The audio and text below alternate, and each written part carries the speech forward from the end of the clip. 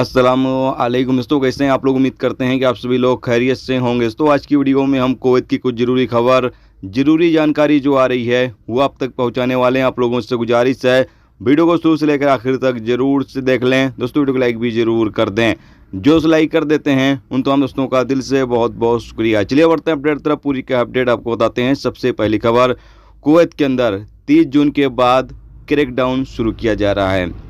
Update को तो बताया गया है कि कुवैत में जितने भी इलीगल गैर मुल्की होंगे उनको पकड़ने के लिए क्रैकडाउन किया जाएगा, यानी कि लोगों को गिरफ्तार किया जाएगा। बड़ी तादाद में कैंपेन शुरू किया जाएगा और बताया गया है कि इसके लिए 4 साइड फिक्स कर लिया गया है, जहां पर इलीगल गैर मुल्कियों को गिरफ्तार करने के बाद रखा जाएगा और बाद में उनका सफरी दस्तावेज तैयार करने के बाद, यानी कि इमरजेंसी पासपोर्ट तैयार करने के बाद उनका फिंगर ब्लॉक करके और कुवैत से डिपोर्ट कर दिया जाएगा। याद रहे कि 30 तारीख तक हुकूमत की तरफ से छूट दिया गया था कि जो लोग भी कुवैत के अंदर इलीगल तरीके से हैं, अगर वो कुवैत छोड़कर जाना चाहते हैं तो कुवैत छोड़कर वापस जा सकते हैं अपने देश और नए वीज़े पर कभी भी आ सकते हैं। जबकि ये भी कहा गया था कि जो लोग कुवैत के अंदर रहकर अपने इकामे को ठीक कराना चाहते हैं वो ठीक भी करा सकते हैं। लेकिन मिनिस्ट्री की तरफ से बताया गया है कि इसका लाभ बहुत ही कम लोगों ने उठाया, ज़्यादातर लोगों ने इसका फ़ायदा नहीं उठाया है, जिसकी वजह से 30 जून के बाद अब एक ज़बरदस्त कैंपेन शुरू किया जाएगा और जितने भी इलीगल गैर मुल्की कुवैत के अंदर मौजूद हैं, अलग अलग इलाकों में, अलग अलग एरिया में, उन तमाम लोगों को गिरफ्तार किया जाएगा। तो एक क्रैकडाउन शुरू किया जाएगा कुवैत के अंदर इलीगल गैर मुल्कियों को गिरफ्तार करने के लिए।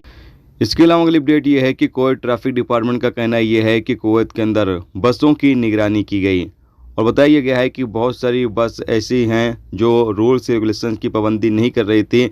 ऐसी बसों के खिलाफ कानूनी कार्रवाई की गई है। इसमें मुसाफिर बस भी शामिल है और जो कंपनियों के द्वारा बसें चलाई जाती हैं वो भी शामिल हैं। तमाम बसों के खिलाफ निगरानी की गई और जो बस रूल्स रेगुलेशंस की पाबंदी नहीं कर रही थी ऐसे बसों के खिलाफ कानूनी कार्रवाई की गई है। इसके अलावा अगली अपडेट ये है कि कुवैत से अगर आप पैसा भेजना चाहते हैं इंडिया, पाकिस्तान, नेपाल, बांग्लादेश वगैरह, तो क्या एक्सचेंज रेट चल रहा है। तो यहाँ पर सबसे पहले आपको बता दें कि नेपाल का चल रहा है 1 दिनार जाकर बनेगा 433 रुपये 46 पैसे और इंडिया का 1 दिनार जाकर बनेगा 271 रुपये 14 पैसे और पाकिस्तान का 1 दिनार जाकर बनेगा 904 रुपये 97 पैसे। और वहीं अगर हम बांग्लादेश की बात करें तो बांग्लादेश का जाकर बनेगा 387 टका। 1 दिनार कुवैत का बांग्लादेश जाकर बनेगा 387 टका। दोस्तों ये थी आज की कुछ ज़रूरी खबर, ज़रूरी जानकारी जो आप तक पहुंचा दी गई।